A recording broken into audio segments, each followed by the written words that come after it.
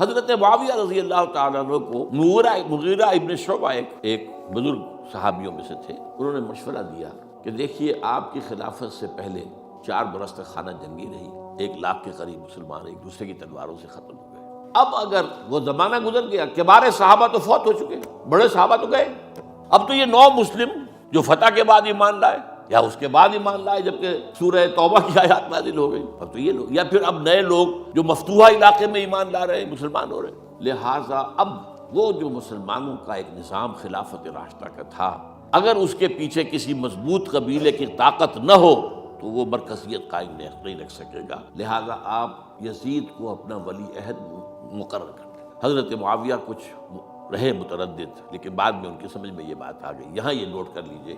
کہ میں یا آپ حضرت معاویہ کے فیصلے سے اختلاف کر سکتے ہیں، ان کی نیت پر حملہ نہیں کر سکتے، وہ صحابی ہیں۔ ہمارے ساتھ جڑے رہنے کے لیے ہمارا چینل سبسکرائب کریں۔